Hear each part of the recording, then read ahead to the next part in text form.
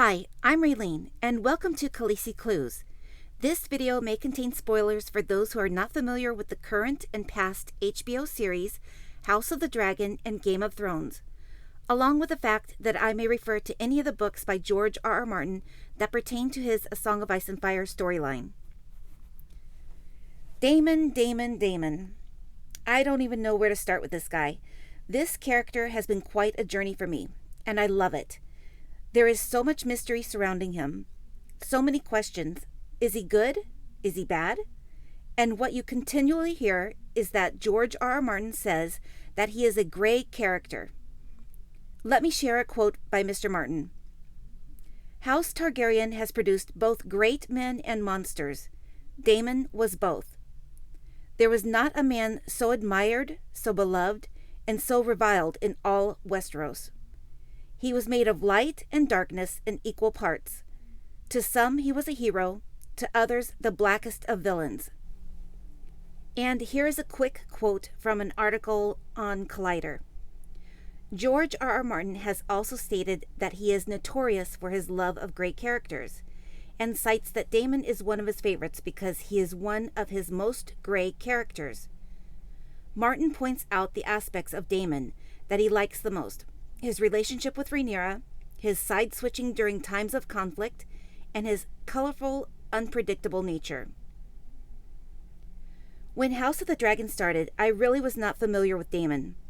I had read Fire and Blood, but my main focus was still on Game of Thrones. The House of the Dragon series has really brought the characters to life for me. Daemon, surprisingly, quickly became my favorite character. I have to agree with Mr. Martin. Daemon is the grayest of gray characters. Matter of fact, I believe Daemon is so gray that you might describe him like a gray ghost, a god, or a demigod.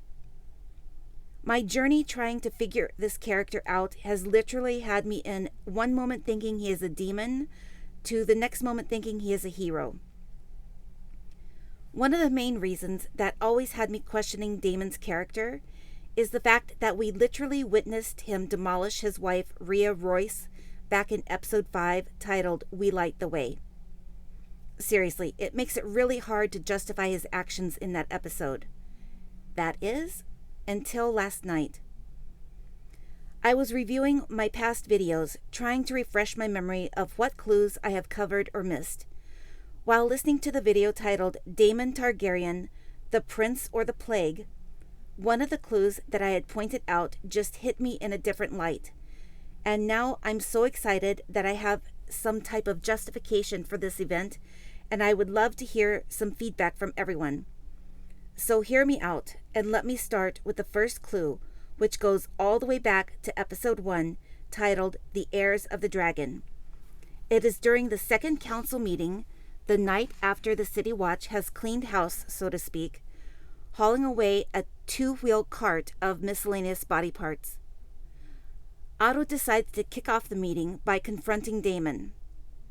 When Otto sees that he is not winning the argument about Daemon's performance, he switches gears and brings up the fact that Daemon has been absent from his lady wife Rhea Royce for quite some time. Daemon responds by stating that his bronze bitch is happier with his absence. He then doubles down on this insult by stating the Vale men sleep with sheep, and he can assure them that the sheep are prettier. Dear me is right. The next clue I found is in episode 4 titled The King of the Narrow Sea. Daemon has returned from the Battle of the Stepstones. He has given Rhaenyra a disguise so they can sneak around town without being noticed.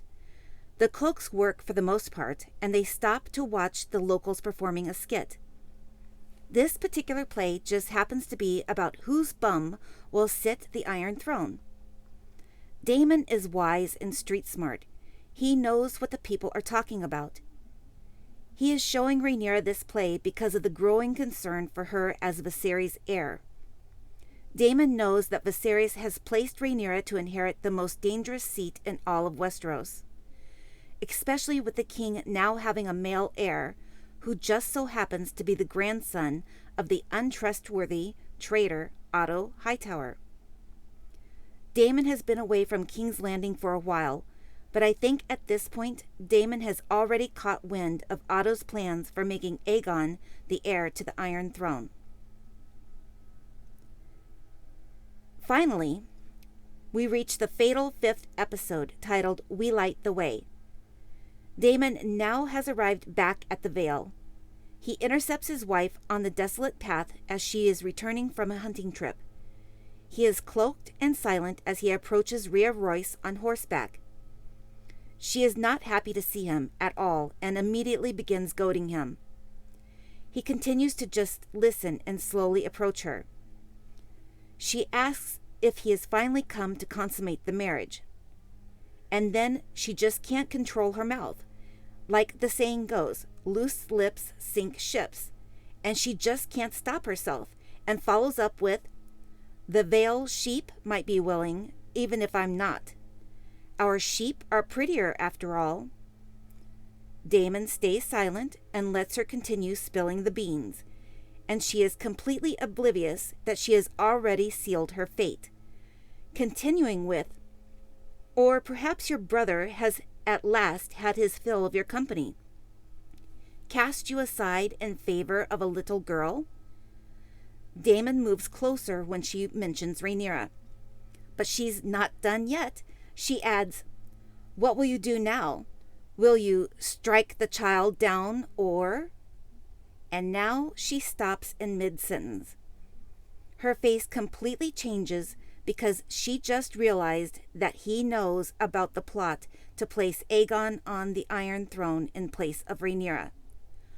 All of her snarky comments to Daemon just blew up in her face.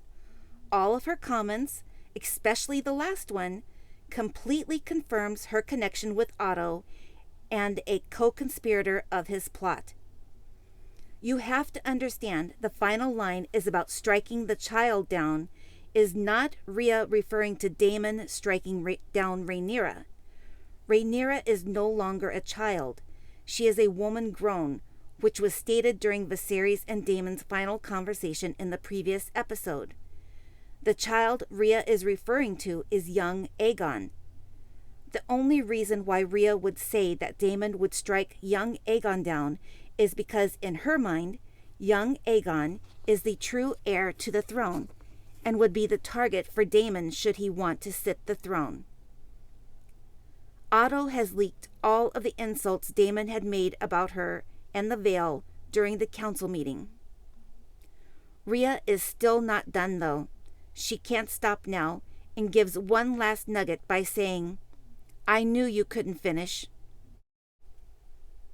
And that little tidbit now ties Massaria in the mix and an even deeper involvement with Otto. Not only did she report the information to Otto about Daemon and Rhaenyra out on the town, and then in a later episode, she finds Aegon and turns him over to Otto, but that little white worm also has been reporting every detail about Daemon to Otto. Even the fact that he could not finish a sexual act with Massaria was shared among his foes. I also might add that it was most likely Massaria who also informed Otto of Daemon's toast to heir for a day, which was used to turn Viserys against Daemon once again. I'm not sure if I have stated this in any of my previous videos, but Massaria and Larys Strong are on the same team. The fire set at Massaria's is staged. That was only done so that it gives Massaria a reason to run to Dragonstone as if she is in danger. Massaria is a double agent. She is there to instill chaos and create division between the Black's team, especially targeting Rhaenyra and Daemon. Their strength relies on their unity. Rhaenyra's number one strength and protector is Daemon. So there we have it. Daemon knows what Otto is up to. He knows that Rhea Royce is a supporter of Otto's plan. He flew to the Vale on a mission and got all of the confirmation he needed. She might as well have confessed with all the information she spilled. He took justice into his own hands and executed her for her treason, just the same as he executed Vaemond Valerion for his crimes against Rhaenyra. There is another scene that I believe ties in with the death of Rhea, and it is an act of vengeance. It is from episode 5 titled We Light the Way. It is the death of Joffrey Lonmouth during the wedding of Laenor and Rhaenyra. Both death scenes have a broken arm referenced. Daemon stepping on Rhea's arm to make sure it was broken, and Cole breaking Joffrey's arm. Final cause of death for both of them was due to the blunt force trauma done to their heads. In my opinion, Joffrey's death was way more savagely done than Rhea's, although both were brutal. This attack was done in retribution of Daemon's act against Rhea. What I'm referring to is two sides of a bigger war, a war between R'hllor and the Great Other. When one side acts, the other side reacts. Daemon is what I call a chosen champion of R'hllor. It's very hard for me to explain.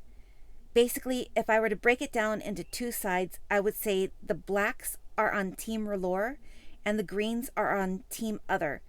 But it's not as simple as that.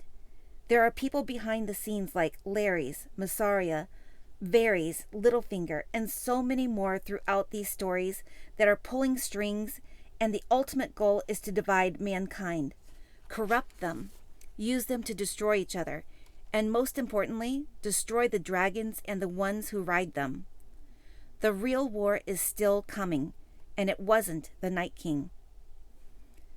Getting back on track with my video, now that I went off the rails there, one last thing before I go. I do truly believe now that Daemon may have died in the cave when he fought Craghas. Whatever power that resided in Craghas was now given to Daemon. Whether Daemon reached the cave and was so weakened and died from the wounds he had, and then Craghas possibly gave him the last kiss like Beric gave Catelyn Stark, or when Daemon fought Craghas in the cave, cutting him into two pieces, that the life force then went into Daemon. Daemon is different since the battle. I think the reason why they cut his hair after that battle was to show a sign of defeat for Daemon, very similar to the Dothraki tradition of cutting the long hair from the one who is defeated. With that said, you also have to remember what the Ironborn say. What is dead may never die, but rises again, stronger and harder. My prediction for Daemon is a spoiler for what is yet to come in the show. So this is your warning. Do not listen any further if you do not want to hear any spoilers. For those who have read the books, we know what lies in store for the fate of Daemon. My hopeful prediction is that Daemon is going to walk out of that water just like in the past the drowned god. That he will be the one to avenge the fate of Rhaenyra. That he is still out there fighting the good fight, preparing for the next war. Who knows? Maybe he even installed an egg hatchery under Winterfell. Maybe we'll get lucky to see him return for the final battle in the Winds of Winter or a Dream of Spring. I really need to wrap it up. Let me know what you all think. Do these clues at least give some justification for Daemon's actions of executing his wife? In my eyes, it totally does. Not saying that the act was not brutal, but their world is brutal. Please know that I definitely do not support acts of violence towards people at all. This is all a completely fictional story and world that we are talking about. Peace, love, and happiness to all, and hopefully that covers all of my bases. I hope you all enjoyed the video. I would love to hear from you. If you would like to show your support for my channel, you can like, share, comment, and subscribe. Thank you so much for watching, and have a wonderful day.